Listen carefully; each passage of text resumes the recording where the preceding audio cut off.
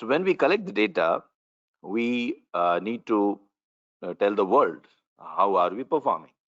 And the first thing, of course, the hospital would like to know the current status, uh, what is your infection rate, how many patients are visiting the hospital, how many patients are, or what is the waiting time of the patients in the hospital. So all these things will be first described. So when you are describing, it is descriptive statistics. And when you want to solve a problem, when you want to assign a reason to a problem, then it becomes inferential statistics. You would like to draw an inference. So let us see what are the things. And uh, earlier we already saw that, but we'll revise one more time. So the central tendency is important, the dispersion is important, both are important. Central tendency as well as the dispersion. Central tendency is measured by mean, median, mode, as we already saw, and measures of dispersions are range, standard deviation, interquartile range, or variance. Variance is the square of standard deviation. Measures of positions can be quartiles or percentiles, or other measures of categorical data can be proportion, percentage, rate, ratio, etc. So arithmetic mean, it's so easy. We have been using arithmetic mean right from the school, and I need not explain arithmetic mean, what exactly it is. It is understood by the whole world, and most of the time you'll see that people are talking in terms of arithmetic mean. When we say average, when we say on an average, the time taken to complete say procedure is 70 minutes. We are talking about the mean, arithmetic mean. Median is the midpoint of the data. We already saw that. I've explained that to you earlier. So it is also simple, easy to understand. It is not sensitive to outlier. Means if there are outliers in the data, then you can always uh, use median, because mean will not give mean will not be able to give you the correct picture of the central tendency. It will give you a skewed picture of the central tendency. If you have got outliers in the data, better is to remove the outliers and assign special causes to those outliers. Sometimes it may be that you have got a whole group of outliers. Sometimes it may be like one group. It can be a bimodal data, means you have got two groups. Looks like skewed data, but it may be containing two categories. So if I take, let's say, I take an example of heights of adults. If I collect the heights of adults, it might not be normally distributed, because it might have category of males and females. So if I'm collecting both males and females, the heights of that particular group may not follow normal distribution. The reason being, males is one normal distribution, and females would be another normal distribution. So in this case, I need to uh, like I'll just write it down here. Say, suppose I get a data which is not normal. I'm collecting the heights of adults, but if it's not normal, it might mean that it contains two groups, females and males. Means there are two categories. So in such situations, if the data is not normal, median will give you the better picture. Median divides the data into two equal parts, as we saw in that example, previous example. Mode is the most frequently occurring data. It is also simple. Many times for attribute data, we use mode. Just to give an example, suppose I'm manufacturing shirts, and say 50 people tell me that I like white shirt, and 50 people tell me I like red shirts. Now, if I try to take the average of red and white, so I mix the two colors and take an average color will be a pink color. So I'll not start making pink shirts, obviously. Here, color of the shirt is attribute data. So I can't take an average on attribute data. So the best measure of central tendency, especially for attribute data, would be mode.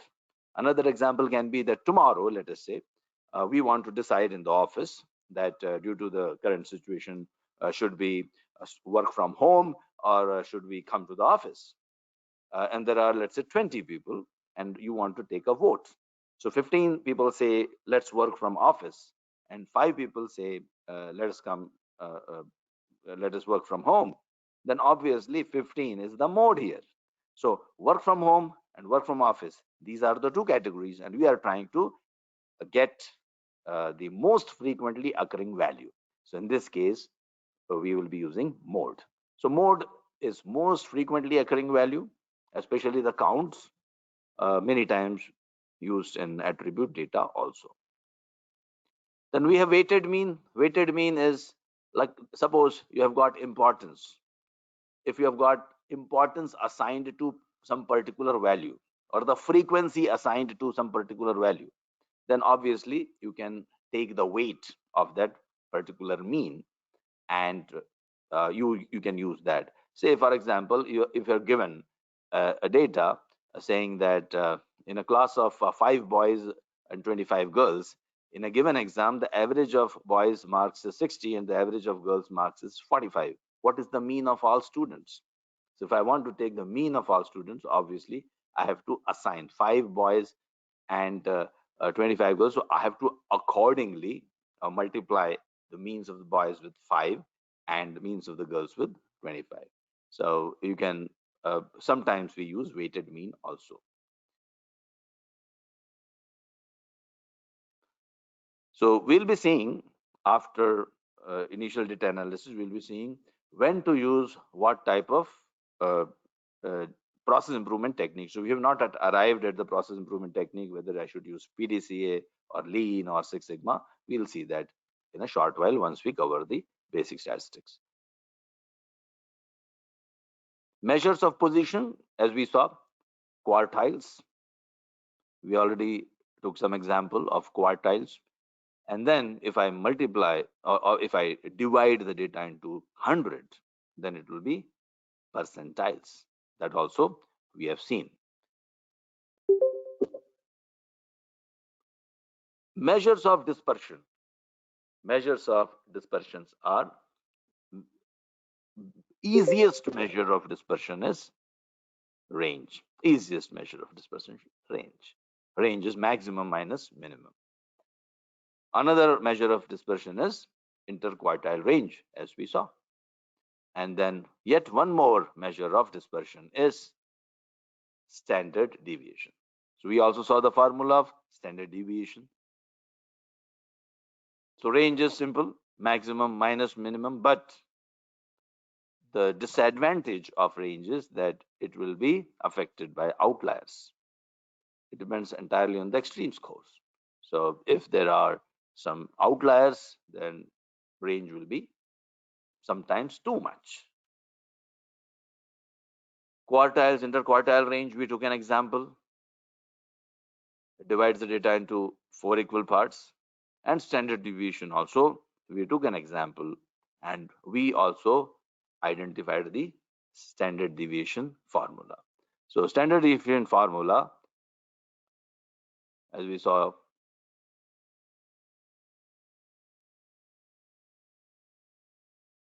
is sample standard deviation formula is square root of sum of all the values, all the distances of individual values from the mean divided by n minus 1.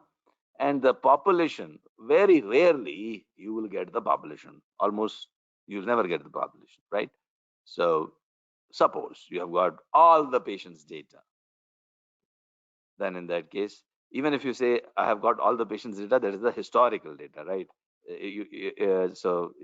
That's still a sample of the overall uh, uh, number of patients you'll be serving during this year.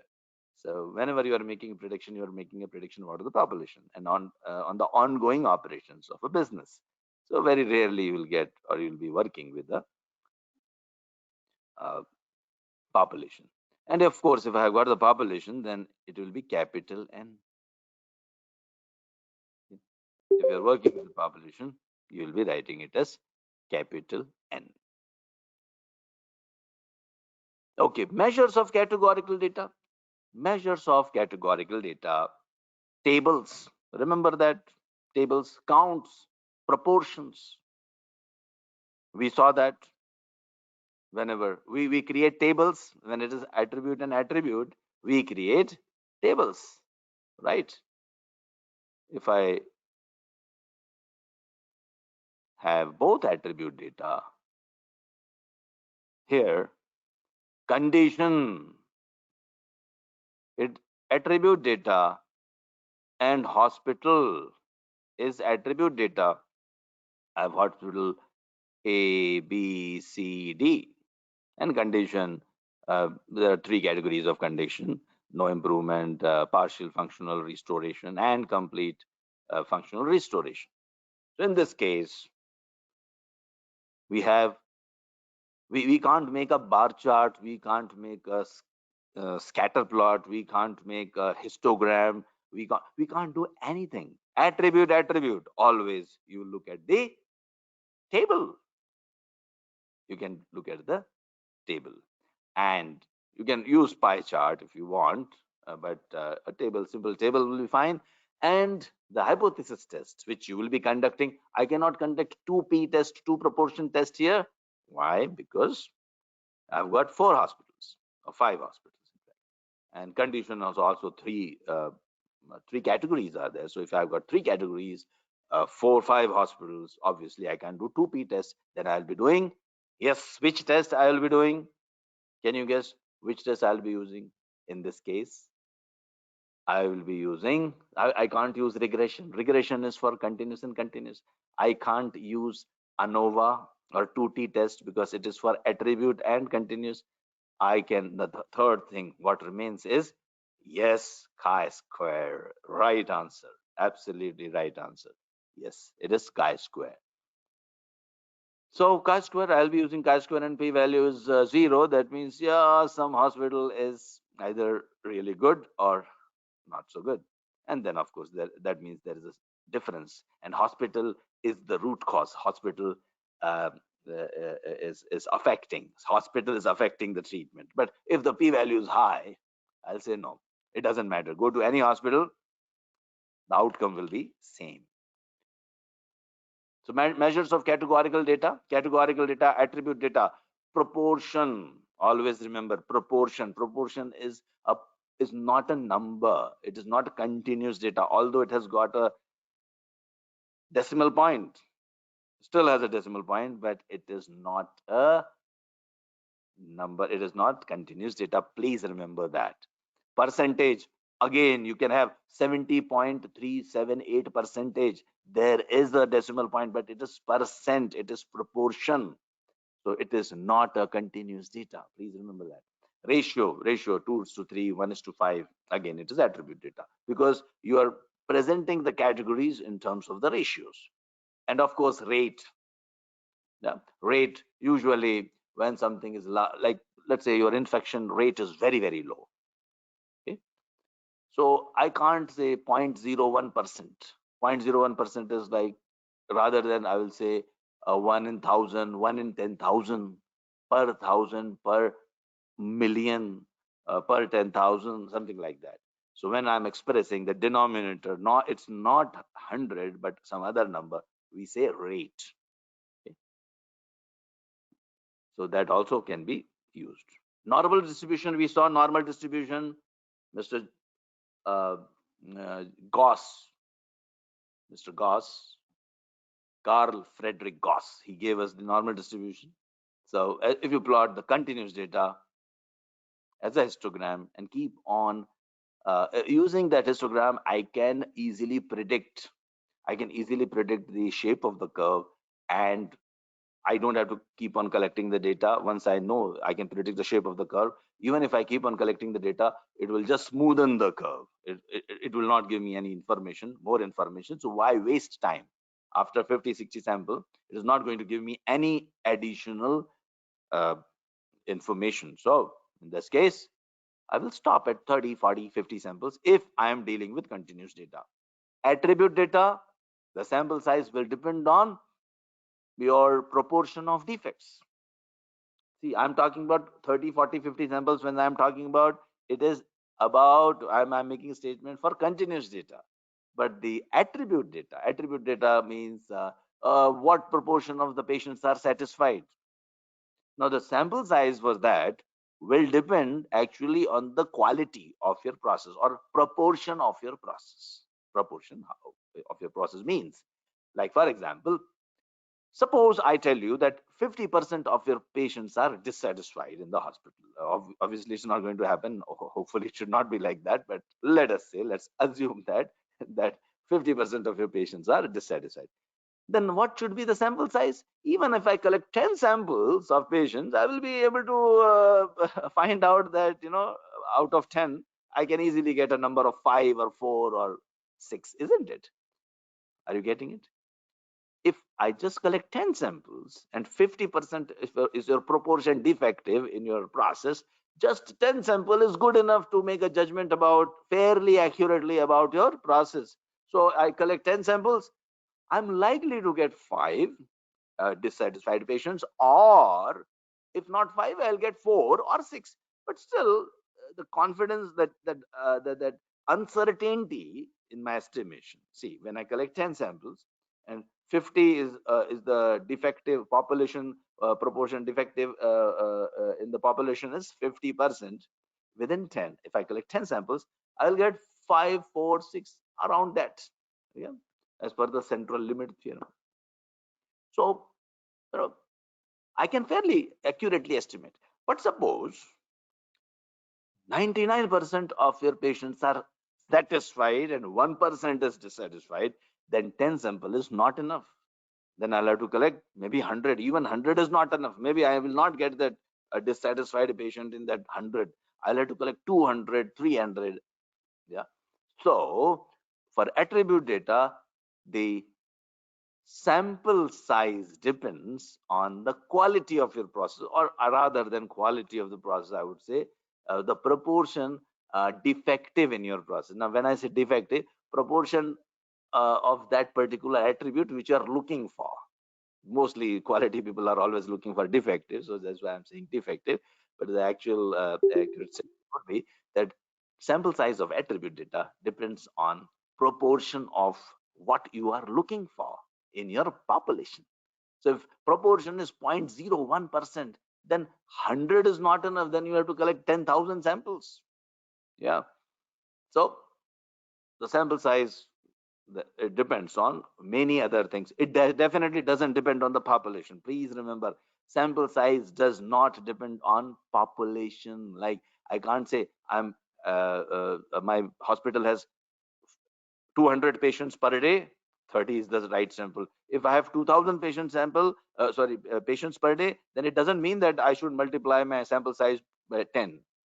It doesn't mean that again I should increase my sample size to 300. No, this percentage thing is not very accurate. Like I say, how much should I sample? Maybe 5%. Now this, see, when people ask us that what percentage I should sample, so we calculate, we do a back calculation, and because everyone doesn't understand this normal distribution and statistics, so we'll just say, well, it is attribute and we understand the process proportion defective, and accordingly we'll say, yeah, you're getting 500 patients every day, so I think 10 should be 10%, it should be enough. 10% means like 50. So I am actually focusing on the 50 rather than the percentage. So sometimes uh, we make those statements of what proportion, what percentage of the data should I collect. That percentage actually has nothing to do with your sample size. Please remember that. But now you have understood. Now you have understood the, the normal curve, the attribute data, continuous data, and all the proportion part. So we can talk about it. Then we also saw the inferential statistics, confidence level, confidence intervals. Confidence level, 95% confidence level. Interval will be plus minus 2 times standard deviation. Analysis of variance, ANOVA, chi-square test, correlation regression, all of these things we saw one by one. So what were we doing earlier when we looked at those hypothesis tests? We have a practical problem. Practical problem means, is the patient dissatisfaction associated or Is my staff attitude in the hospital or staff behavior in the hospital responsible for low patient satisfaction scores? I'm trying to correlate two factors. Now, if I'm trying to do that, in that case, I will be using hypothesis test. So practical problem is I want to see whether staff behavior is affecting the patient satisfaction score or not. That is a practical problem. I will convert this into statistical problem. So here, patient satisfaction is attribute data. Staff behavior is again attribute data. So I will do a chi-square test. And the statistical problem will be staff behavior is not affecting the patient satisfaction, and alternative is it is affecting, it's the root cause. And then I'll get the p-value, get the statistical solution. P-value is 0, it is affecting. And the practical solution will be please improve the staff behavior. So that is how we do what we do. So these are the tests. As I said, you don't have to master those tests. As a CPHQ professional, you're not expected to be able to conduct these tests, but understand the test. That's good enough. So 2 or 3 questions might be there related to these tests, and you should be able to answer these questions based on whatever we have learned in our classroom. So we have seen t-test. Paired t-test is a special case, very special case of two t-tests, and it's very special case. It is often misused by people. So please don't start doing paired t-test everywhere. Paired t-test will be always applicable when you have got the data of before and after of the same person. Before and after of the same person. I'm not talking about the group. Let's say I collect the data. Let's say I want to check whether a training given to the nurses it is effective or not effective. Okay, so before the training and after the training. Okay, before the training, after the training. Before the training, the scores of the nurses were 30, 60, uh, uh, 55, 40. Okay, and then after the training, and now this is a different set of nurses who had not undergone the training, or same set of the nurses but not in the same sequence order. And after the training I got let's say 62, say 35, say 35, 48 and 58. So this is before and after. Now although the average of after is almost a little bit more than before, based on this data I can't say for sure. Like, even people without training were scoring 60 and people with training are scoring 35 also. So I will say training is not effective. It did not make any difference. But if I just pair the data means I say nurse A. Now I'm just putting the data in a different way. Nurse A before the training was 30, after the training was 35. The same nurse. I'm pairing the data now. 60 and 62. This is nurse B. She was already intelligent, but now she became 62. Nurse C was also good, fairly good. So she became 58 and 40 became 48. So if the data are paired, same nurse, this you're aware of this pairing, then only you can use paired t-test. Okay, so I'm on the uh, evaluation board of some of the universities in Middle East, where people before they publish the results, before they write the papers, if they use hypothesis tests. So some of the times I get those papers for review to give an opinion about whether the tests have been used or not, used correctly or not. So in those papers, many times I find this mistake. That is why I'm a little bit emphasizing. So we just use parity whenever I have a before and after. Like this particular medicine is effective to controlling the glucose levels or not. Before and after. Before administering the medicine, or before if I want to see the glucose level itself, before and after. If it is from the same patient, like paired, very clearly paired together, then obviously paired t-test. But it is like without the medicine one group and with the medicine one group. It's not paired, then it will be not paired t-test, it will be t-test, two t-tests, right? And we saw this ANOVA and chi-square test. Maybe towards the end of the training, once we have completed all our topics, we can even revise it if required.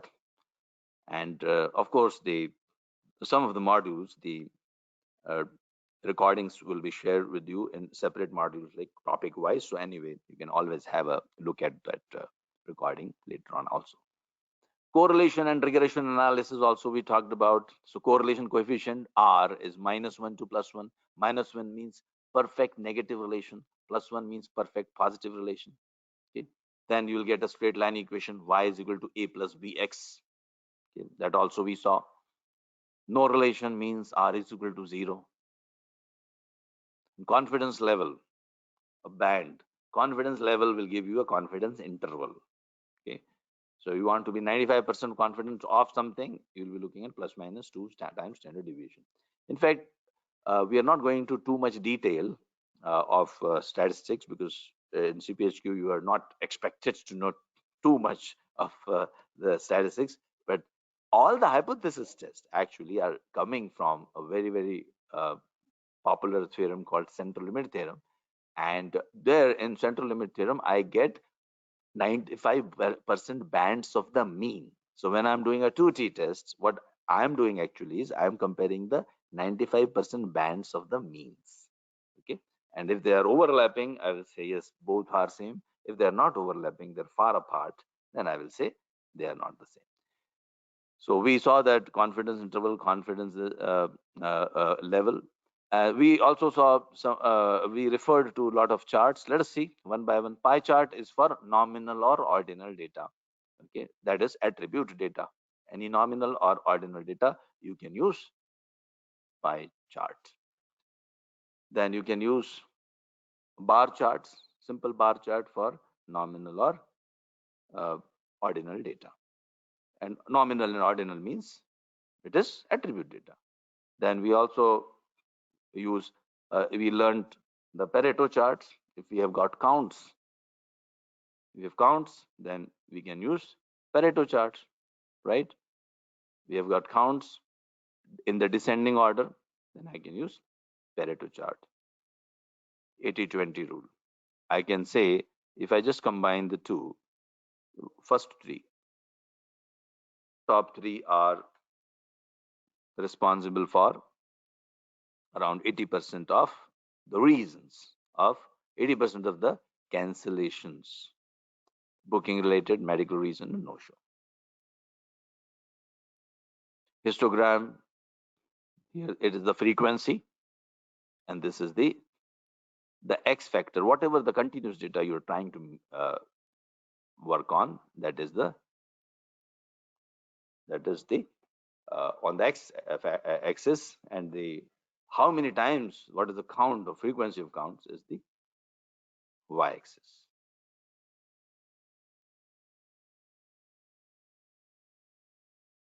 Box plot,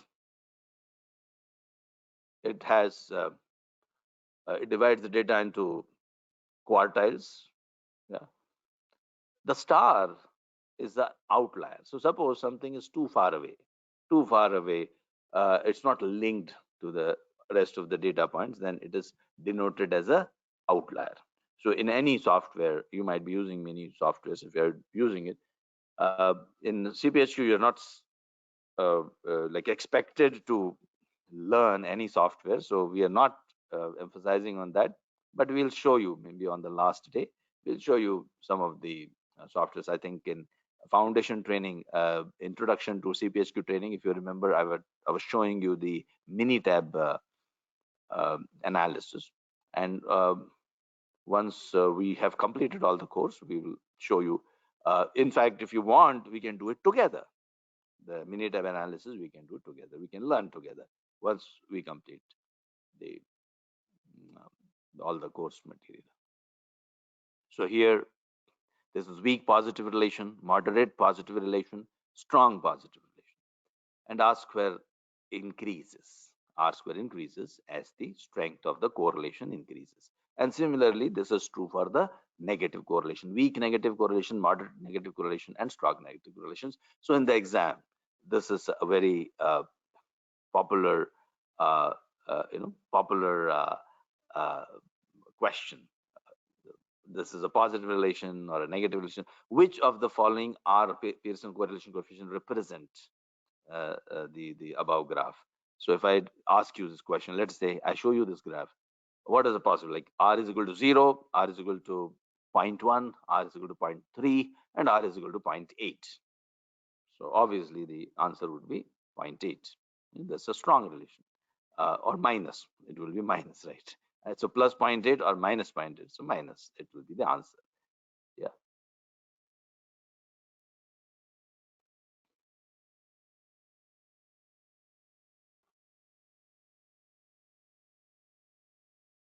So in the box plot, outliers are between 1.5 and 3 times the interquartile range. So how do I get the outliers? How do I calculate, or how does the Minitab software calculate? If this is a Minitab software output, calculate the outliers. Any point which is between 1.5 times to 3 times interquartile range, whatever is the interquartile range, it is more than uh, outliers. See, anything which is beyond that. So whiskers capture all the scores within 1.5 times the interquartile range of the box plots. So whisker will be like any data point which is coming, whatever is the IQR here, multiplied by 1.5 times will be somewhere here up to here.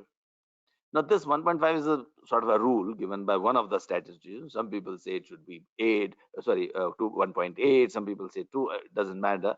This is like you can say like a thumb rule. So here Minitab uses the 1.5 times. So anything going beyond that 1.5 times from the median, then it will be treated as an outlier. So anything very extreme point is treated as an outlier.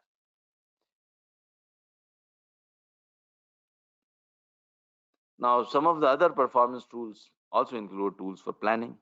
See, only data analytics is not enough. When you are doing improvements, you have to also look at improving the process, how you will be doing the project. You can do any project. You can do PDCA, you can do lean project, you can do Six Sigma project, you can do Kaizen project. So I will briefly talk about when we will be using Kaizen, when you will be using PDCA, when you will be using Lean, and when you will be using Six Sigma. But before that, let me revise the tools, what you'll be using when. So we have learned histogram. Histogram is used generally when the data is normal. Yeah. The data is normal, and histogram will represent the central tendency and the variation in the process. When the data is not normal, then you will be using box plot. Box plot can represent the general distribution of your data. So, and box plot is also used, if you remember, when you are correlating X and Y. One is attribute and one is continuous.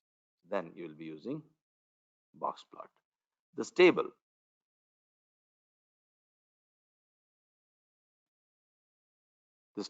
is a really good table to remember, to summarize what we discussed yesterday, and also earlier I had written down this as well.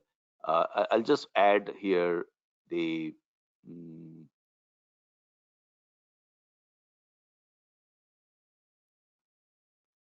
graphs also. So here, if this is continuous, one is attribute, one is continuous, I can use box plot. Here I can use tables. Here I can use scatter plot. Here I can use box plot or the dot plot. Dot plot, if you remember, I had drawn a dot. This is box plot. this dot plot, and if I just make it as a box plot, becomes a box plot.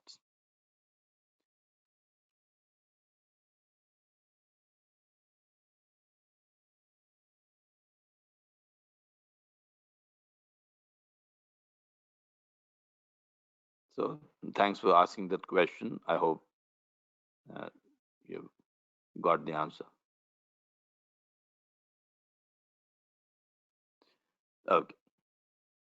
So performance improvement tools, tools for planning, tools for data collection, tools for decision making, tools for analysis, tools for understanding the root causes, tools for displaying teamwork.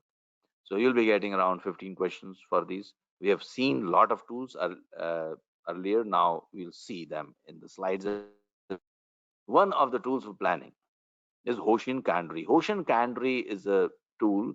The word is Japanese word, Hoshin Kanri. Now you don't have to again master the Hoshin Kanri concept. It's a simple concept. Sometimes the jargons make you feel that something, uh, you know, something very difficult, but it's very, very simple. What it is, break down your long-term objective. Let's say 5 years down the line, you have some objective.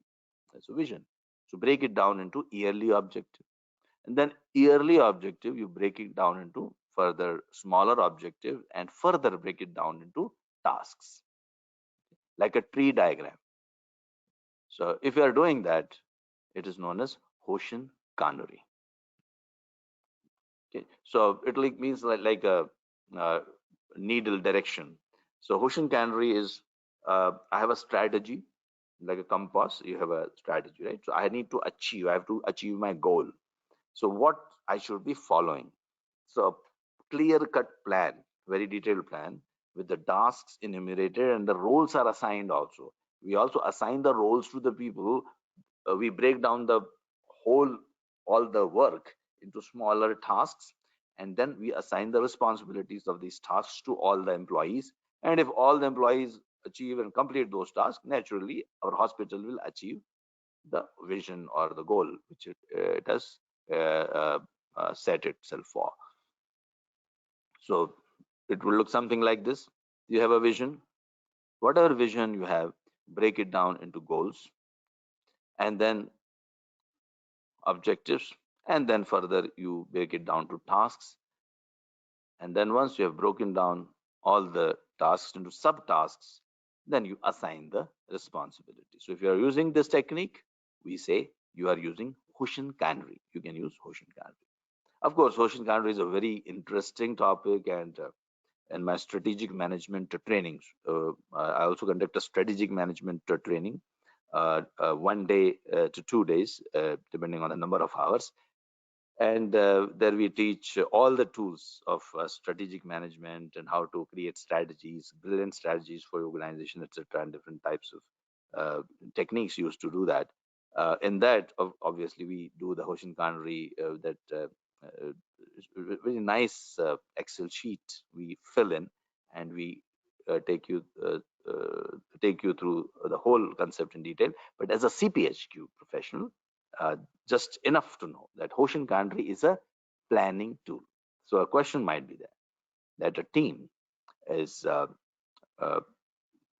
into a stage of planning its process improvement initiative, and they have set a goal to reduce the say infection rate in the hospital. Which of the tools can be used? So one is Pareto chart, which is also correct in a way. One is Hoshin Kanri, another is histogram, another is uh, let's say balance scorecard. So obviously the Hoshin Kanri is the it will be the right answer. In fact, balance scorecard is also a possibility, by the way. So they would not give you Hoshin Kanri and balance scorecard together because balance scorecard is also doing the same thing. So Hoshin Kanri and one more tool, maybe I'll give you run chart. So which tool is you'll be using? So of course you'll be using Hoshin Kanri. So here the results can only be attained if everybody in the organization is fully understanding the goals of the company, and if someone doesn't understand, it will break the chain. Okay, so it's very important when you are implementing Hoshin Kanri to motivate the people, inspire the people, tell them why this particular task is important. Give them the bigger picture. Create a mission statement which is a little bit inspiring, a vision statement which is inspiring. Don't create like 10 sentences of vision statement. No, it is highly recommended, and we are consulting for a lot of companies on strategies. And the first thing what I do, if I see that vision statement is 20 sentences long, we just cut it down to 2 sentences, because the vision statement should be such that every employee should be able to recall it. Every employee should be able to tell.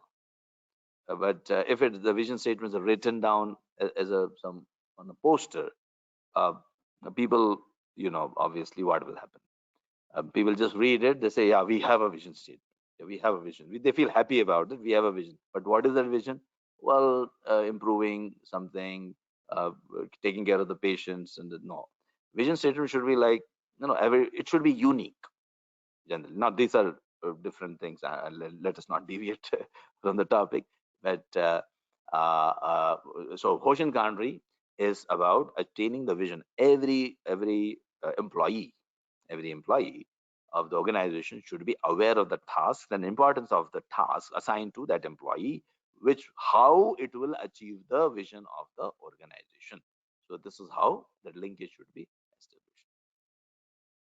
So generally the process will be following these steps: identification of critical business issues that the organization faces, then establishing the business objectives to address these issues, then defining the overall goals of the company, developing the strategies that support the overall goals, defining the sub goals, then subtasks, measuring the performances, getting the KPIs, and then finally establishing the measures, and then monitoring them, of course, over the period of 1 year. Then after that, reviewing how did we perform.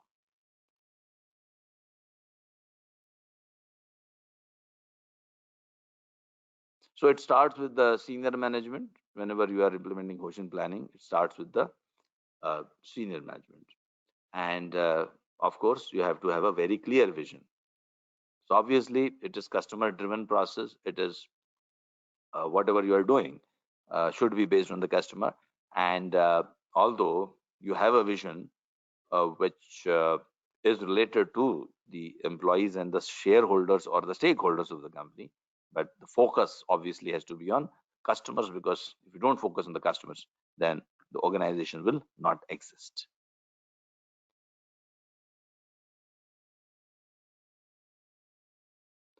And commitment to performance improvement is needed if you are implementing Hoshin Kanri or even balanced scorecard. Okay. So we'll talk about balanced scorecard a little later. Then another tool which you can use during your performance improvement projects. And one more thing, when a CPHQ professional is improving anything in the hospital, the best way, one of the best ways, best techniques to improve anything in the hospital is looking at the process improvement opportunity as a project. So definition of a project is that it has a starting point and it has an end point. The project doesn't exist after some time.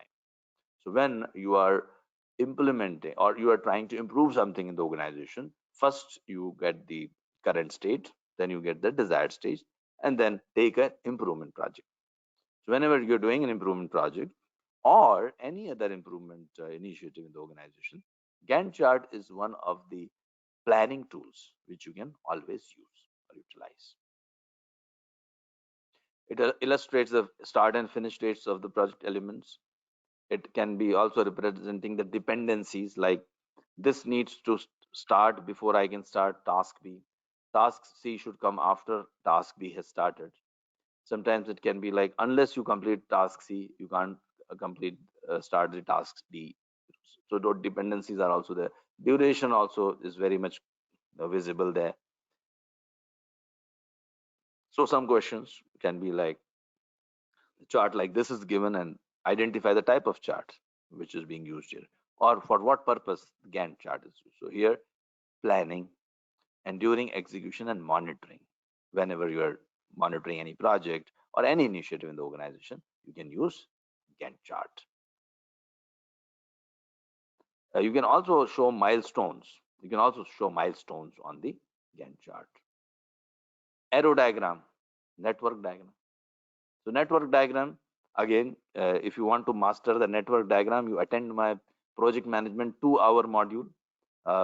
It's worth it. Please, if you have not attended, I will send you the link of the project management module.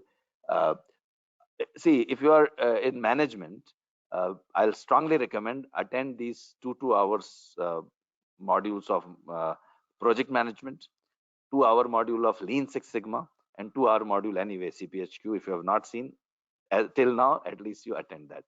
Why it is important? Because see, I have given the overview, the bigger picture of all the tools and techniques from the senior management's perspective in those 2-hour programs. So please watch that.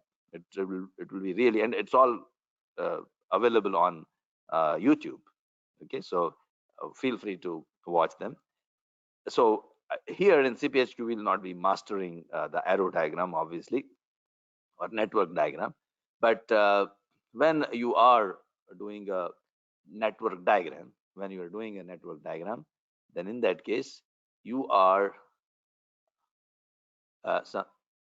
something like this. You can say putting all your activities in this format. Again, this is a planning tool. Whenever you are executing any project, this is a planning tool. So if I, let's say, take an example, suppose I am installing a new machine or new equipment in the lab. Okay, the first activity will be receive the equipment, right? Receive the equipment. Okay, then a second activity can be contact the vendor who is going to come for installation. Okay, then also inform the maybe the lab in charge. Okay, and then maybe inform the maybe the COO or CEO, and some other activity which is related to that.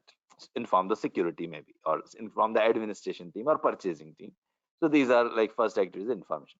Contact the vendor, then fix a date so that the person can come and install. Then here, let's say, finally, let's say this is install the lab equipment. So all the activities, some activities can be done simultaneously. Some activities, K activity can be done only after B and C and G have been completed and D has been completed. So these interrelationships can be shown in the network diagramming technique. So we also call it as network diagrams, also known as critical path method. Critical path method means time taken to complete, say, those activities. Let's say this is it is taking 1 day. This activity is taking 2 days. This activity is taking 3 days. This activity is taking 6 days, let us say. Then, okay, because this is like a real big diagram, calculation will be difficult. So I'll make a simple, smaller diagram here. So this is one activity.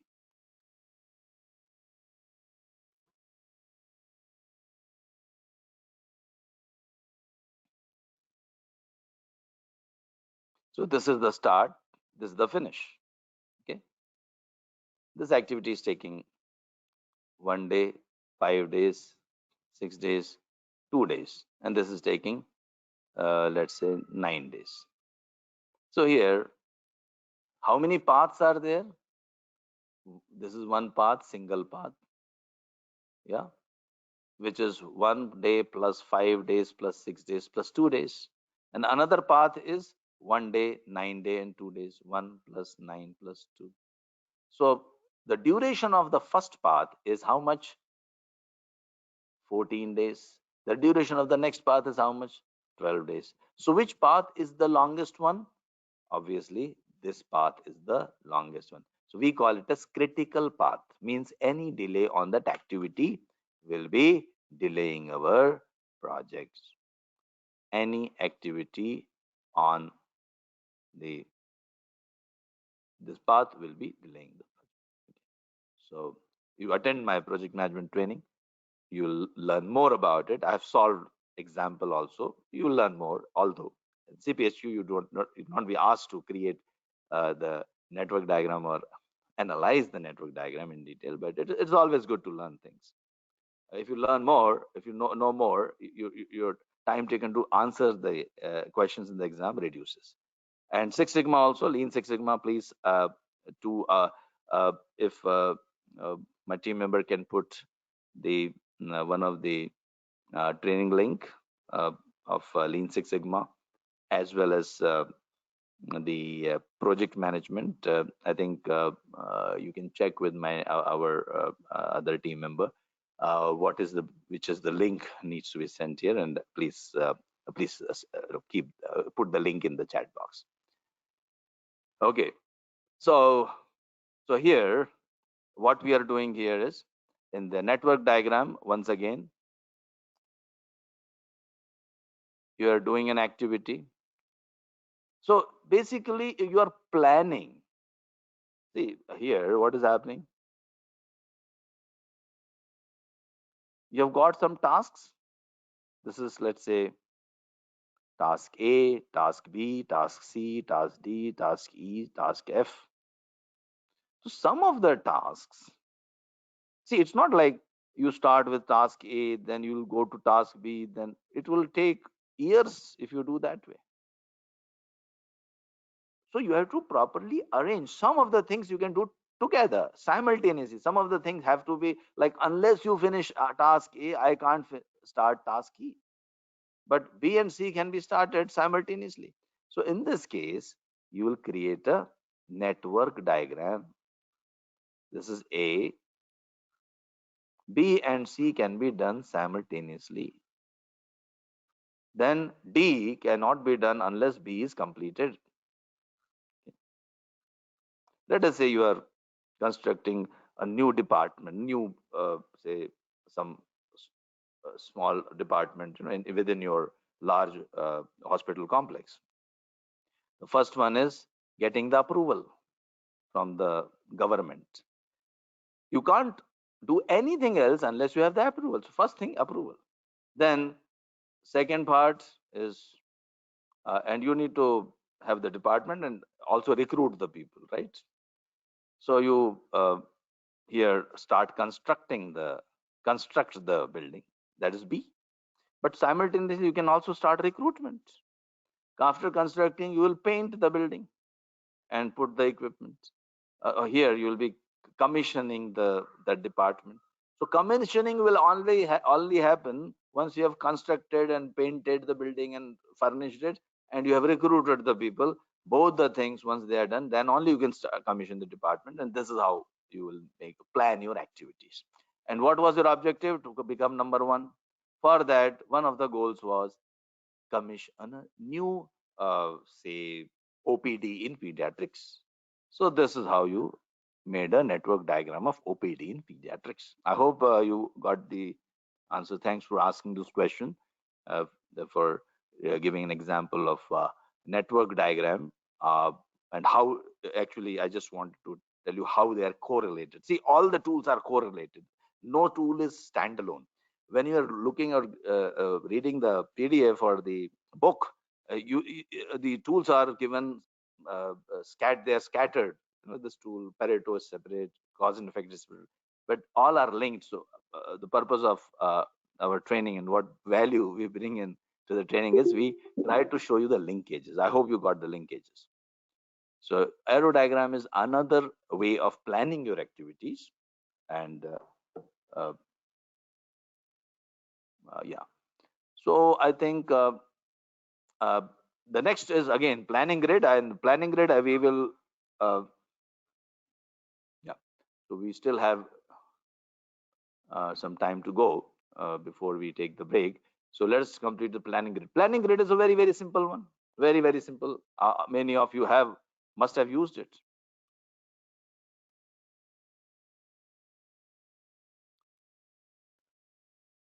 Serial number, task number, what is a task, who is going to do this work, Sometimes you also write why you are doing the work, etc. and etc., etc., etc. Why, by when, starting point, end point, okay, any other notes. This is known as planning grid. So make a task list, assign it to people who, what is the task, who is going to complete, when you are going to complete, the time, why you are going to complete. Tell the people why the task is to be done. People will definitely work harder and they will not resist. Planning grid. Sorry, planning grid, right? Key performance indicators, KPIs. So you cannot improve if you cannot measure, which we know. We know that we can't improve if we cannot measure. And measure itself is not enough. You have to have a target also. So measure with a target is known as a KPI. Yeah. So we get an example. I cannot improve the patient satisfaction index if I don't measure it. Okay. Or I can't reduce the patient waiting time if I don't measure it. So I measured patient waiting time. And what is the measure? What is the metric? Patient waiting time in minutes. But that is not enough. The measure is not enough. It has to have a target. So when a measure has a target, that means it's a performance indicator, PI, performance indicator. And what is KPI? The top 5, 6 or top 20% of the KPIs, like you might have performance indicators like maybe 100. You are expected to do 100 things when you go to the hospital. But top 20%, like very, very critical, very important ones, are key performance indicator, KPI, key performance indicator. That is what is KPI. So KPIs data should be collected. Check sheet is another example. We'll see that check sheet example also. Just give me a minute. Yeah, check sheet example is there. Yeah. So key performance indicators. Let's talk about the key performance indicators. One important thing you have to understand is when we say KPIs, how many KPIs you have? I have 40 KPIs. Now, as if you are talking about the whole hospital, then it makes sense to 40 is okay. But an individual, how many KPIs you are monitoring or you are responsible for? I'm responsible for 40 KPIs. It is wrong. KPI. See, you are talking about PI. It's not KPI. We generally use the term KPI for PIs. PIs can be 100 or 5,000 also. But KPI should be very, very few. An individual should not have too many KPIs. Otherwise, nothing will happen. The person will get confused. So, in a hospital, obviously, can have large number of KPIs because they can be KPIs of. Still, I would say the CEO's KPI should not be too many. Uh, so key performance indices are related to the position, related to the person as well, and obviously they are also related to the department.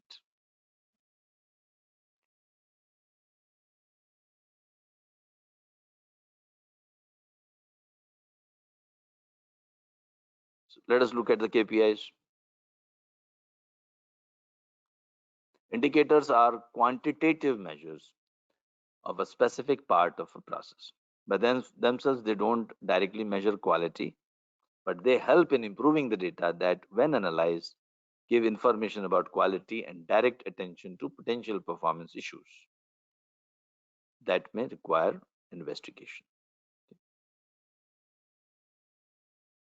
So whatever we are learning, like, see, there can be an interrelationship, uh, but they are also independent topics. So KPI itself is an independent topic. Arrow diagram, network diagram is also an independent topic. And similarly, if the planning grid itself is independently, it can be used. It's not that you have to use first planning grid and then only you can use KPI. There may not be a linkage. There may not be like a sequential dependency. But yeah, uh, what when I'm telling that when you have the tasks list, the Hoshin Kanri is done. After that, you can draw a network diagram. So mostly, yes, it will happen that once you have got a planning grid, once you've created a planning grid, the assigned tasks, if you want to monitor them and put it in the uh, network diagram, then you can use the network diagram immediately after the planning grid. And thanks for asking that question. The question was, do we have to use before arrow diagram? We need to create a planning grid. So answer is yes. It will help you, but doesn't mean that you have to create a planning grid before an arrow diagram. But uh, any like planning grid you can do, or even Hoshin Kanri, or anything which helps you to break down the whole bigger task into smaller components. There's another tool which is not mentioned in here, that is work breakdown structure. So you can even use that. You can use a tree diagram also. Tree diagram is again breaking down the whole bigger work, the larger chunk of work into smaller manageable components. So anything you can use before the arrow diagram to get your tasks, which helps you to break down the whole work into smaller components. Successful quality indicator should be valid and reliable. It should be relevant, accurate, give the same result each time. Uh, so reliability is important of any measure. So if I tell two people to measure same thing, I should get the same result. If I tell someone that, okay, can you please tell me the patient waiting time of this particular patient? He looks in the files and say, oh yeah, this patient waited for 22 minutes. I tell this to another person. Can you tell me the same patient data? I gave it to the next person. I say, can you tell me the patient waiting time? And he looks in the file and looks in the record and say, oh, this patient waited for 32 minutes. So this person is adding 10 minutes from where? Maybe his understanding is different. So if this type of discrepancy exists in my system, we call it as measurement system issue. So I would say my measurement system is not reliable. Means I need to have exactly same result every time, sometimes by the same person. It may also happen that today uh, i I say something and tomorrow I say something else. Okay, same patient is given to you and diagnosis, I look at the patient and say, I think you have got this issue. The next time the same type of or this same patient is shown to someone else, this person analyzes something else. So then again, that is a reliability. So reliability means we should get the same reading again and again repetitively on the same unit by when measured differently at different times. So indicators are used when a team needs baseline data about how a process is performing, detailed information about how the process is performing, and to demonstrate the effects of particular improvement actions. So KPI, one of the charts on one of the tools you can use on the KPI is control chart or a run chart. You can see earlier my performance was this and then it has improved. Waiting times have reduced. So KPIs generally help you to, they're both. They're used for descriptive statistics when plotted on a simple chart, and they can be used for the inferential statistics when you are linking the KPIs with the other factors.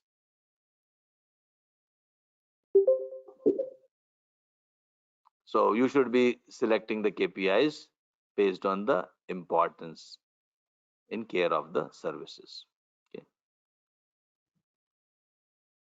So it should be related to which department you're talking about. KPI is a direct result of the philosophy of Deming that you can't improve if you cannot measure. You can't improve if you cannot measure. The second thing, as we saw, was everything can be measured.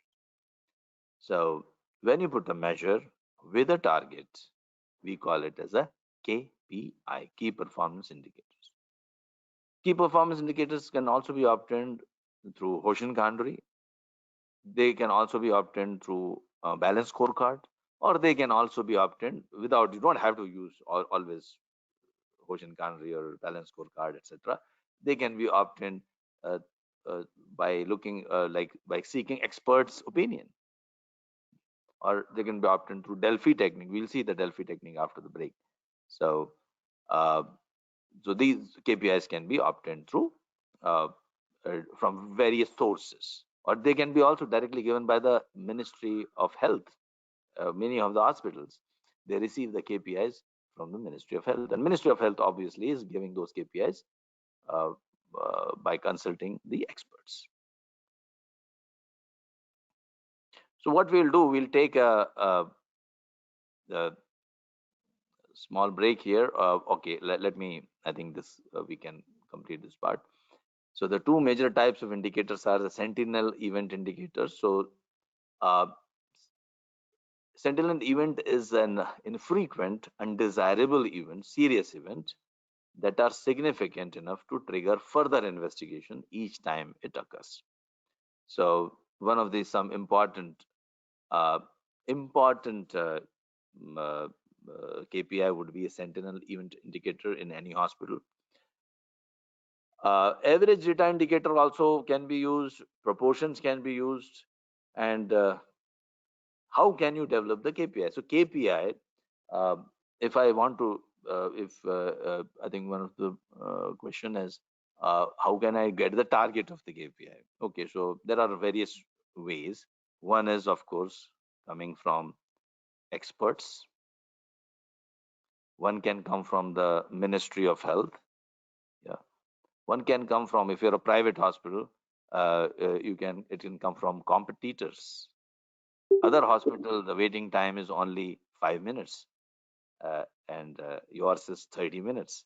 So obviously, you need to have the target of waiting time to be less than 5 minutes. So it has got different sources, and sometimes it can be also coming. More importantly, it can be coming from the customers.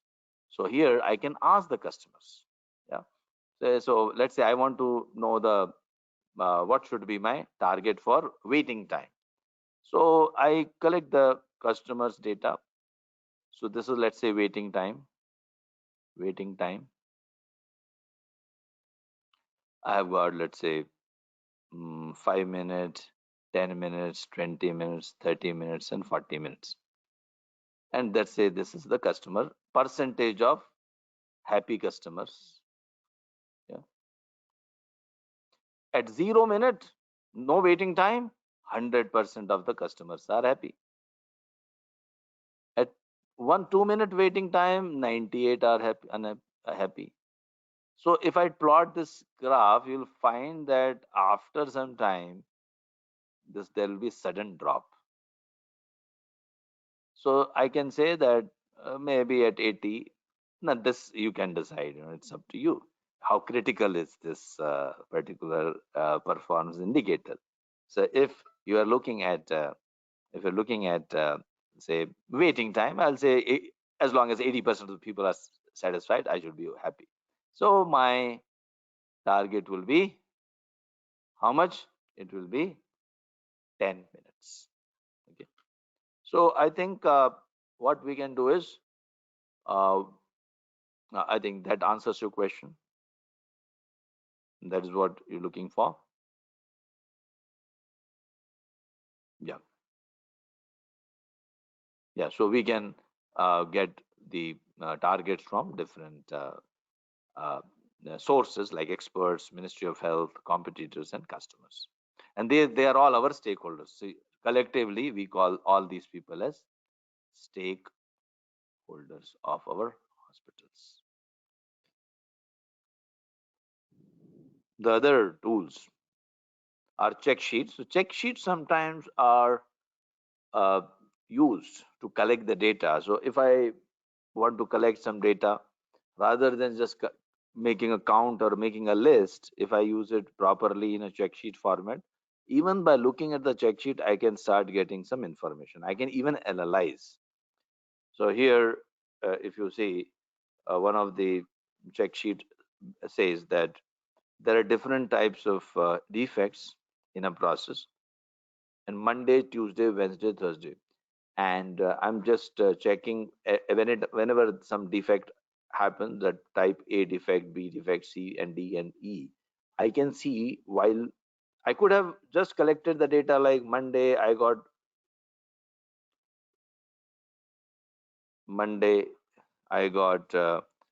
3 defects related to type A.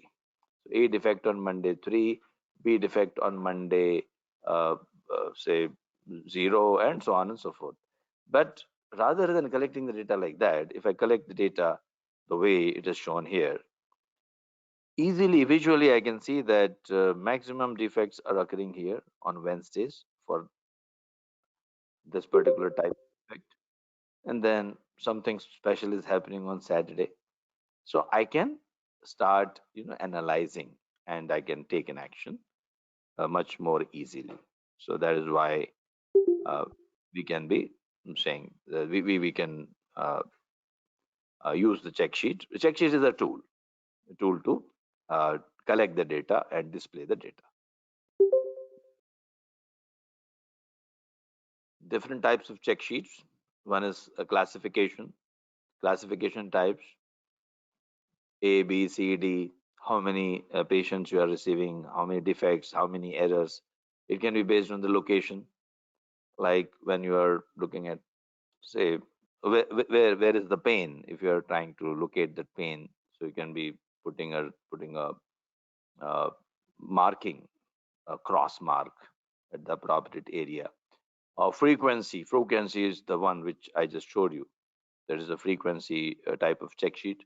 One can be measurement scale, uh, like you have got a measurement scale and indicate my, say, pain, so it's 2, 3, 4, etc.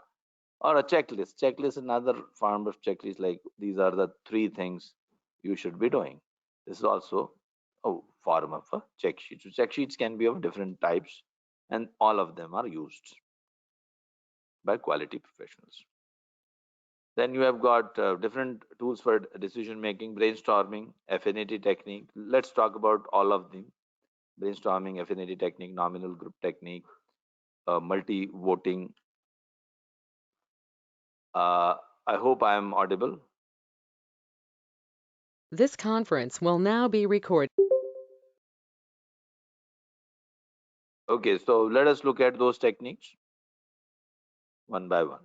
Brainstorming, very popularly used technique everywhere. Whenever you are brainstorming on the causes, when you want to um, uh, generate ideas, you can use brainstorming techniques. So these are like something which uh, there's a it's a like source of great knowledge in the brains of the people, and all the employees, all the staff members of your hospitals, they have solutions to all problems. And the brainstorming is based on the philosophy that almost all the people in the world, everyone, human brain is capable of solving all the problems. Just to give an example, we started flying. Human beings started flying around 100 years ago, but nothing happened. Like 100 years ago, did something happen in the brain of the uh, humans, that some mutation happened and suddenly we started getting ideas how to fly? No, the brain has remained same, for last so many years, 100, 200, like thousands of years. But what does it mean? We had the capacity, the human brain had the capability to fly earlier also, but the the, the brain was not stormed enough in a way to get those ideas. So if we had done that long time ago, we could have, we might be flying for the last 500 or 600 years, maybe. Uh, okay, that was in a on a lighter note, but just to tell you that all the solutions, whatever problems you're facing in the hospital, in healthcare, all the solutions are already there in the brains of your employees. You have to tap that. That is what you have to stimulate, that creativity. You have to stimulate the brains. And how to do that? There are different techniques you can use.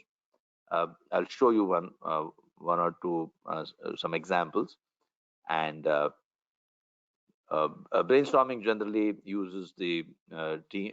Generally, it is done in team. You invite people, maybe from the same department, sometimes from other departments also. You discuss what problem you are having, what problem you want to brainstorm on, and you also follow the 4 basic rules, like focus on quantity, generate a lot of ideas, don't just generate 3-4 ideas. The 3-4 ideas everyone will tell you is that I can also tell you that train the people, make a checklist, follow the standard operating procedure. These are very good ideas. They're not bad ideas. They're very good ideas, but these are easy to suggest. And mostly you'll get those ideas. But we are looking for some out of the box ideas. So they will come only if you generate 10, 15, 20, 30 ideas. It is like if the pearl diver dives into the sea to get the pearls. If he or she collects the just say 10 oysters, the likelihood of getting the pearl is very low. But if the pearl diver collects 1,000 oysters, the likelihood of getting the pearl is very, very high. So similarly, when you are looking for that brilliant idea, it will arrive only if you have generated at least 40, 50, maybe 100 ideas. And there are techniques to generate such 100 ideas. Don't criticize. Don't evaluate the idea while you are brainstorming. This is one of the biggest rule which is violated. Means most of the people, they start criticizing or evaluating or appreciating. Anything is not allowed. If someone gives the idea, just record it. We are generating idea. We are not evaluating. Evaluation will come later on. Welcome unusual ideas, out of the box thinking. Some person says that, okay, let us deliver our product or service using flying cars. Someone start laughing. How can you say, what are you talking about? Flying cars. But no, everything is welcome. This idea might generate another idea, like, can we use drones? Yes, we can use drones. So this idea of flying cars can generate another idea. So welcome any unusual idea. So don't laugh at any idea, don't criticize any idea, because you can combine and improve on the ideas. So when you're doing together, you can combine and improve on the ideas. When you have got a lot of ideas, you can combine the similar ideas together, which is known as affinity technique. So affinity technique means what? You have generated 50, 60 ideas, 100 ideas, then you will group the similar ideas together. Some of the redundant ideas you will remove, and then some of the feasible ideas you will keep, and come out and freeze the 5 to 10 ideas can be combined together to generate a feasible idea. That is known as affinity technique.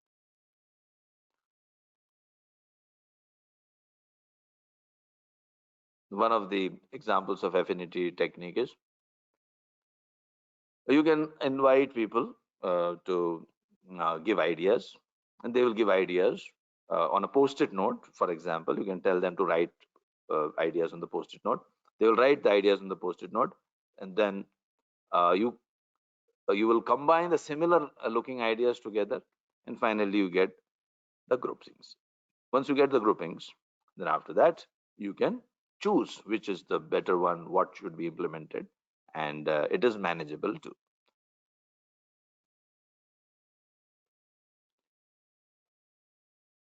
Once you have got many ideas, once you have clubbed the similar ideas together, you can use multi-voting technique. Multi-voting technique to filter down which idea should be implemented. So now, in the first stage, we were not evaluating. Everyone was welcome to give ideas. Whatever you want, you can give ideas. Now we are now selecting the ideas.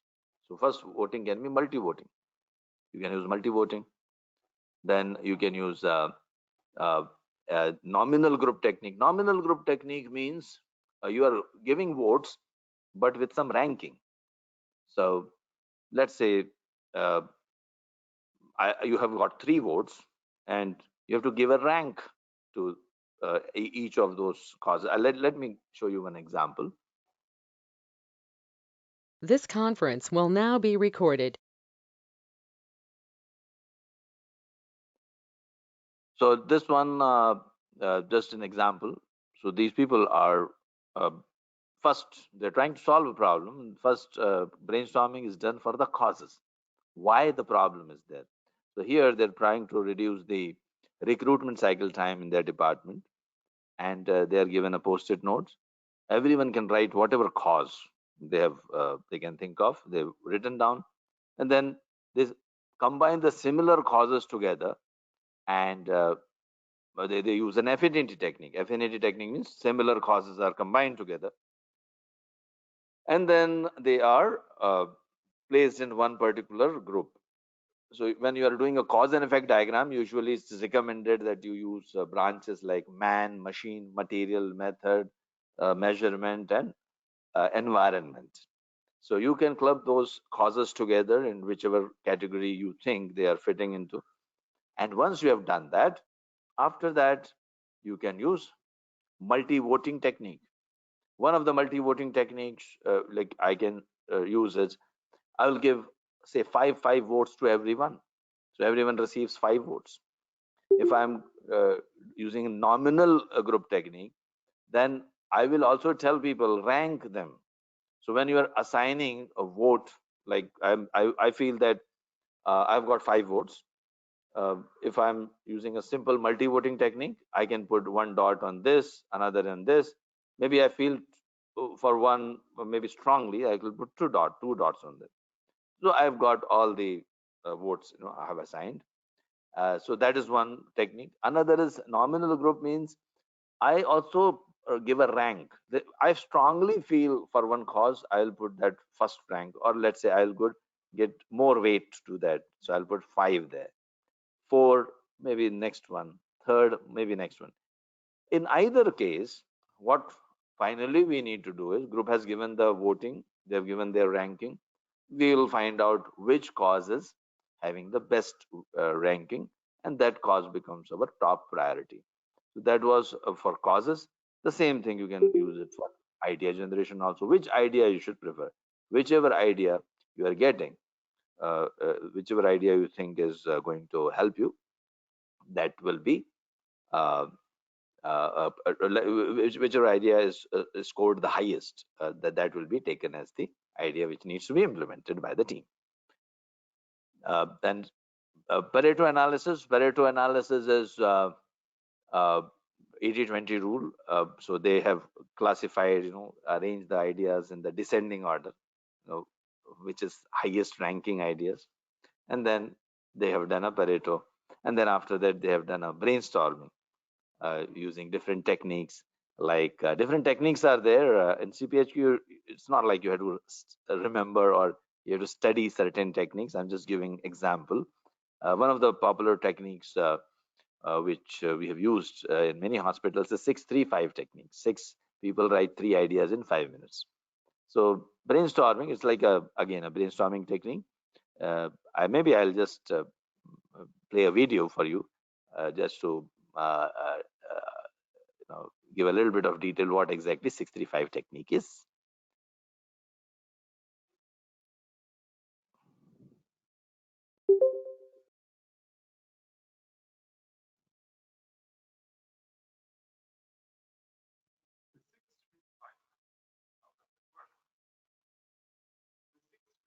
Method is a kind of brainstorming.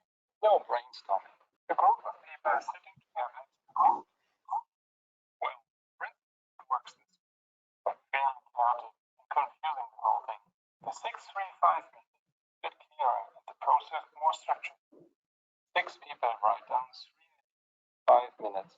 After that, everybody passes his or her onto his or her.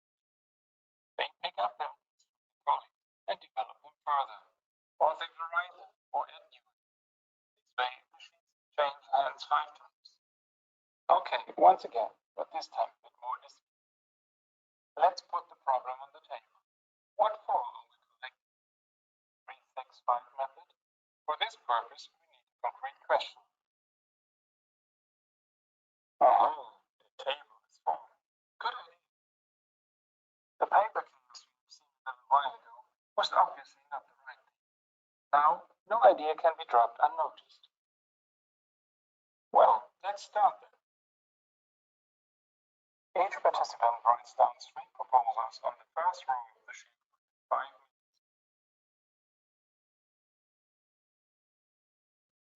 minutes.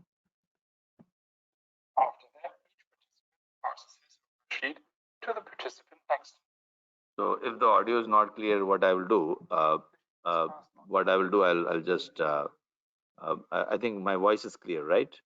So I'll just describe that. So what you are doing here is you are asking the people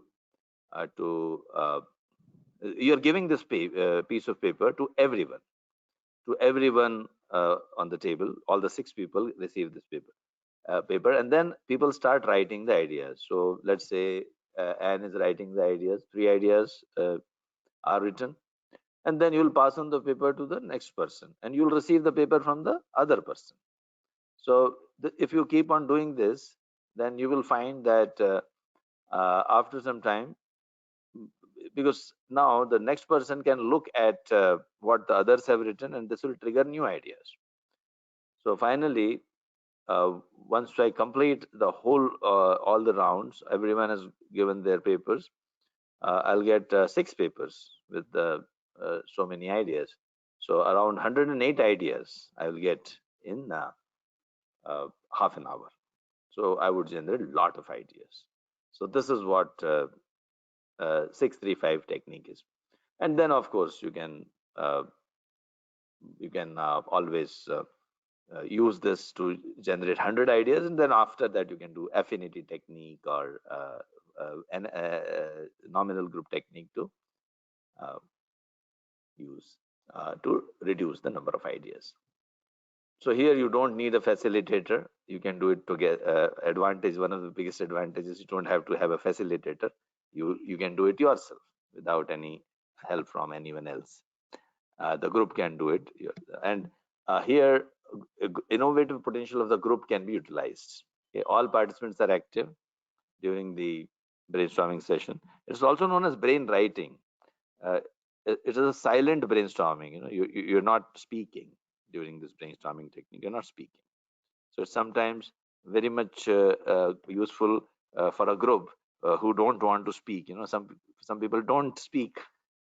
Sometimes some team members, they just keep quiet. They may be sitting on the best idea, but they don't speak. So sometimes, so this is the author of the creative idea also can be identified, which can be a motivational factor, because I know who has given the idea.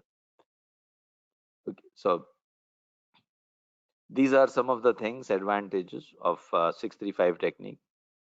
And some disadvantages, of course, are that some people might not be able to write down very precisely, clearly. So that is one of the disadvantage, but still you can clarify that later what exactly that employee meant. Some people may not be able to express in few words. Sometimes time limit can be a pressure for them. Sometimes we are not discussing the idea, so we may get a little less creative solutions sometimes. So, but yeah, advantages are more than disadvantages. So obviously, it's a good technique to use, and we have used it for many organizations. Like it is my favorite. 635 technique is my favorite technique, especially in Asian countries when people don't want to speak too much, so they are happy writing it down. So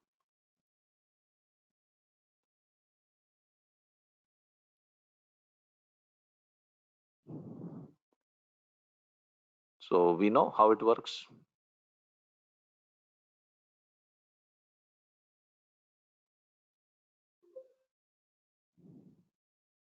So now let us go back to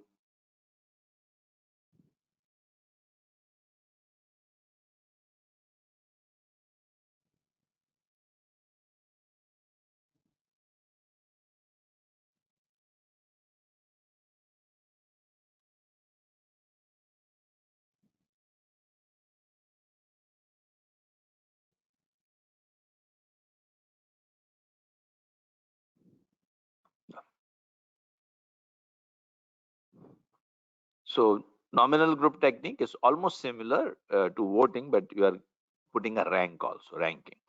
Delphi technique is when you want to seek experts' opinion, and not only one expert.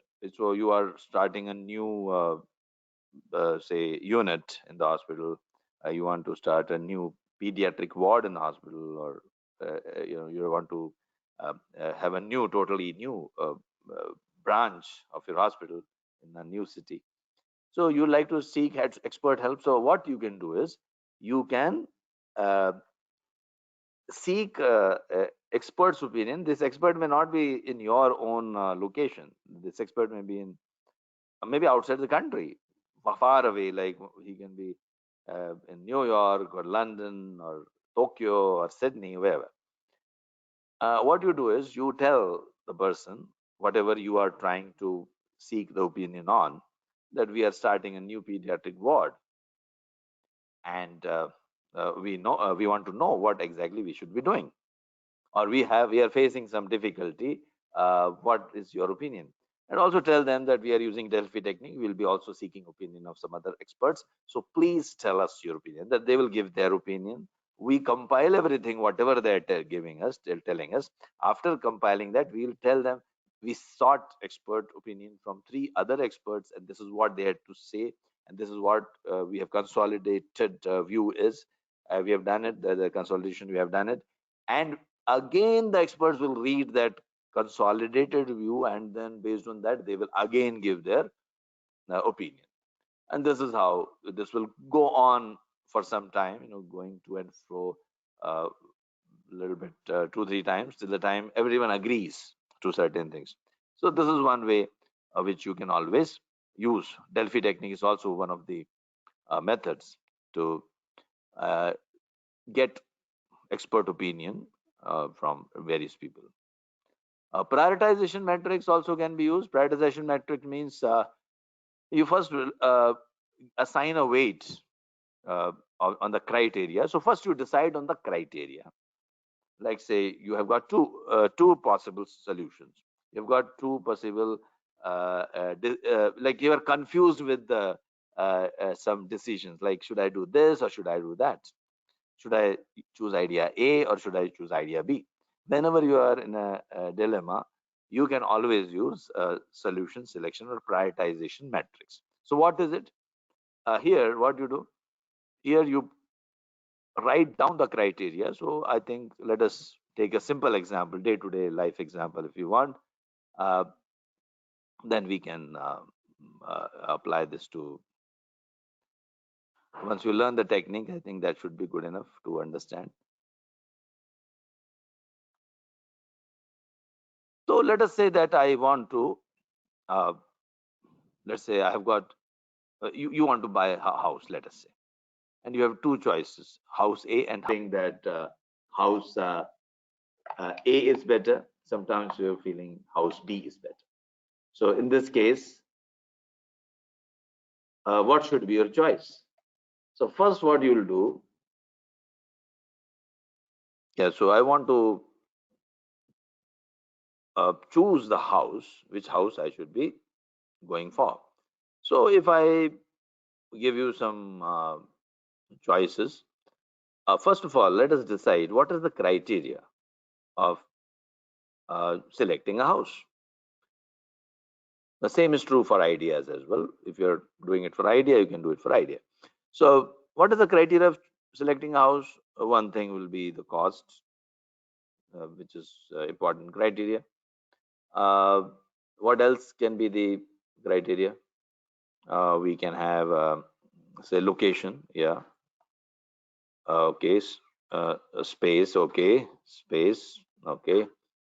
Um, maybe facilities. Okay.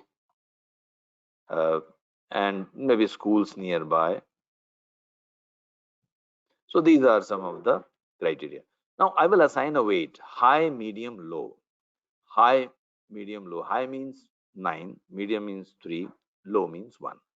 So cost, suppose I'm not a multimillionaire, then cost is very important for me. So I will put 9. But suppose a multi-billionaire is having these choices, he'll say, oh, cost doesn't matter. He'll put 1. Maybe it will not be a criteria at all. It will be 0. But here in our case, we are normal professionals. So I would say it is 9. This is important for us. While making a choice, I'll put a good assign a good weight for this. Then we have got location. For me, let us say it's okay, okay, fine, location 9 you want, so let us make it 9. Space, let's say, uh, for some people it doesn't matter, maybe so as 3. Facilities, important, okay, 9. School nearby, let's say if I don't have any school going children, I'm just taking an example, so it would be 1. Just wanted to show you all the types of weights. The house A is very costly, so it will score low. It will score low. House B is not so costly, so it will be scoring high in 9. House A is very costly but very nice location in the center of the city. It's 9. B is a little bit not in the center of the city, but not very far also, so it will be 3. Okay. House A is very, very costly, very less space. 3. It's the center of the city. House B, lot of space, big space is there. It's 9. Facilities, it is a little bit older, so facilities are not that good, so it's 3. Here the great facilities, you have got all clubhouse and real sports facilities, etc. are there, so it's 9. This is in the center of city, schools are nearby, very good, 9. Here it's very, very far away, schools are very far away, so it will be 3. So you can see that multiplication of weight with the score, individual score, will give me the weighted score of each house, and I will choose house number B. And this is how I'll make selection. So similarly, if you have got 2 ideas and you are confused like which idea I should go for, this idea or that idea, you can use solution selection or prioritization matrix. This is used to prioritize anything. You can use this to prioritize anything. And of course, in a lighter vein, I can say that there is a more important criteria which we forgot, opinion of the spouse. And weight for that would be maybe 100. Okay. Anyway, so here you have to assign the criteria. So whatever choice you are trying to make, first you assign the criteria on what basis you'll be choosing, then put a weight and then get your weighted scores and get your solutions. So this is about your prioritization matrix. Then we have got a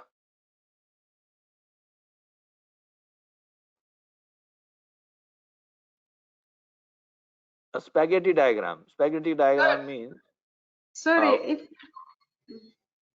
just one point I want. This conference will now be recorded. so as we saw that criteria, the weight, how much importance I'm placing on that criteria, and then based on that I will evaluate all the options. One another tool which we use, especially to understand the movement of the people, like how the patients are moving within our hospital. Let's say ground floor, a patient comes to, let's say, reception. So let us say this is a reception. This is department 1, department 2, department 3. So if I see patient comes here and goes here, then moves here a lot, comes here, goes here, moves here. So I can see the spaghetti diagram reveals that lot of movement. See, if I put this somewhere here, it will reduce a lot of movement. And movement is a waste. In lean, we'll see that movement is a waste. So whenever you are talking about reducing the waste of motion, you can use the spaghetti diagram. So this is one example of your spaghetti diagram. Spaghetti diagram is a tool which you can use always. Then interrelationship diagram, force field analysis, line graph, run chart, control chart. Let us talk about them. Interrelationship diagram is you can see sometimes one thing leads to another. So here excessive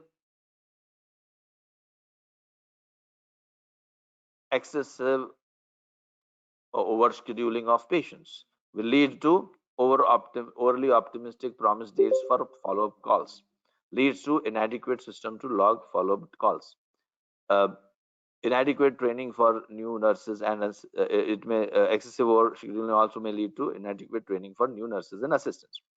So here you can see that maximum arrows are coming to this box. So this becomes the effect. And maximum arrows are going out. Maximum arrows are going out of this, which box? I think this box. So this becomes the one of the primary causes. So I'll focus on providing adequate training for new nurses and assistants because it will lead to a lot of problems. This we call it as X factors. This is known as Y. So this is how we will do this. Okay, there's one question: what criteria are used for spaghetti diagram? So spaghetti diagram actually is when we will learn a little later in the lean. There are 7 wastes. Okay, so one of the wastes is motion or movement. Movement means unnecessary movement from one place to another place. This wastes a lot of time of our staff. This wastes lots of time of our patients, and overall it reduces the productivity. Let me show you that one example on a lighter note. I'll just show you that in my introductory session of CPHQ, I had shown that. And I'll just repeat. So here I had spoken about the wastage in the hospital, a lot of waste in the hospital. So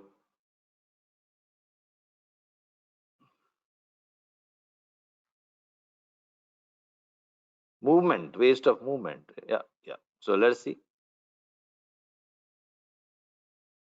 Cost of 5-minute empty walk,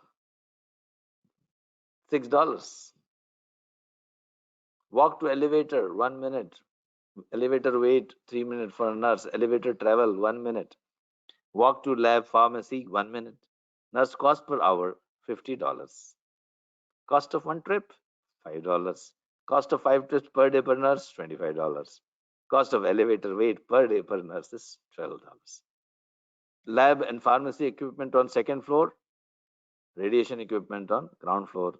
Lot of movement, going up and down, going up and down, going up, down, up, down. Yeah. Bring everything together on the same floor. It reduces the motion of waste of motion. So, or interruption, a phone call during while the patient is waiting is again a waste of time. Waiting time, any waiting time. These are all another waste. Let me talk, because if I'm on this slide, let me also talk. One of the wastes of in an Asian hospital determined that 80% of the nurse calls from inpatients were housekeeping in nature, like my bed sheet is not good, or my pillow cover is dirty. 80% of the calls are like that. That means it is waste of intelligence of nurse. Nurse is not there to take care of that part. She will forget to give you the right medicine if you're engaging her in other activities. So this is known as waste of intelligence. Like a person is doing a job which underutilizes his or her intelligence. So that is again a waste. So there are lots of wastes. Maybe I'll just talk about that right away because we are on that slide. So these are the 7 wastes: waste of intellect, scrap, waiting, inventory, motion, transportation, overproduction, overprocessing. To remember this, we can also say I swim to, or Tim Woods. I swim to or Tim Woods. You can rearrange them and you will get that same waste. So waste of intelligence. You hire a PhD person And instead of doing research and development in your lab, person is just writing some data, entering some data, etc. Most of the times, that's the waste of intelligence. Any defects, errors, commit mistake and rectify, it's all a waste. Waiting time, it's a waste.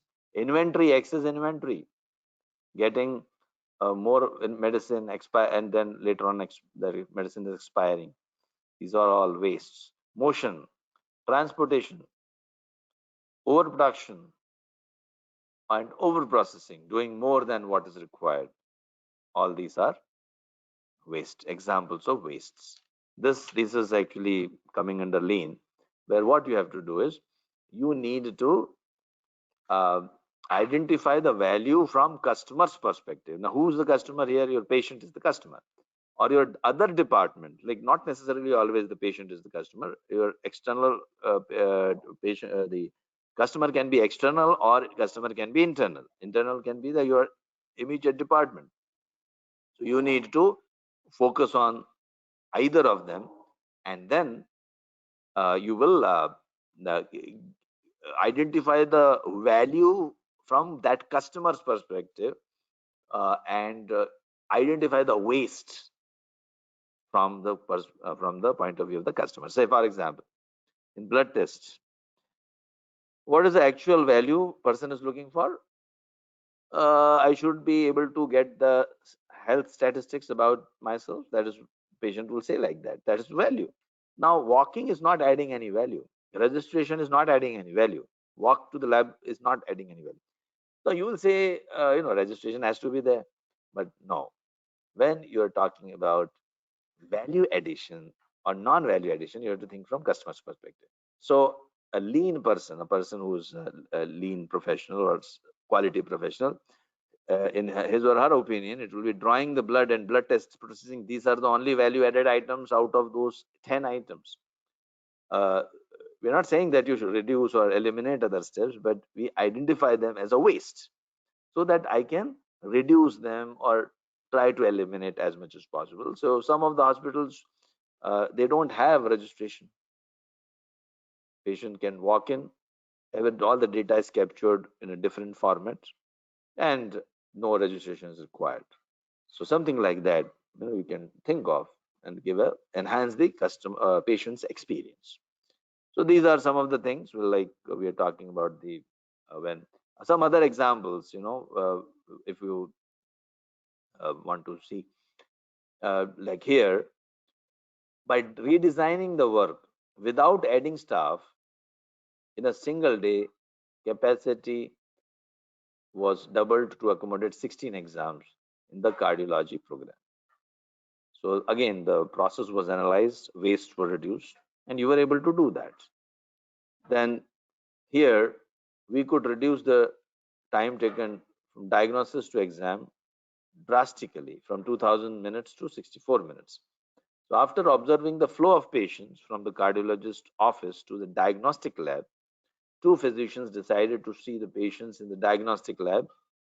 And now here patients are making appointments to see the cardiologist there. The daily schedule for exams was changed so that patients could get both exams the same day. Otherwise, they had to do the exams on different days, which increased the whole cycle time. Similarly, here, you reduce the speed of the administration process by 25% by reducing the unnecessary questions. Lot of questions are being asked today which were required maybe 10 years ago, but they are not required now. So you can reduce them. So reduce the number of signatures, reduce the number of approvals. You can do that. We also have one technique called ESCAP technique. Maybe I'll tell my team members to forward you that technique, ESCAP. So what you do, you try to eliminate the waste as much as possible. How? List all the process steps, whatever is you are doing. Each step you ask these questions. ESCAP. Can I eliminate? Can I simplify? Can I combine? Can I automate? Can I do parallel? Okay. ESCAP technique. So if I can do that, yeah, I can eliminate this step. I can combine these 2 steps together. I can automate all these things you can think of. Anyway, just to tell you, escape technique in CPHQ syllabus, they will not ask you any questions. I'm just talking about it. So these are some examples in lean. So lean is a methodology which you should be aware of as a CPHQ professional. You should be aware of basics of lean, basics of Six Sigma, basic of PDCA, focus PDCA. We'll be talking about that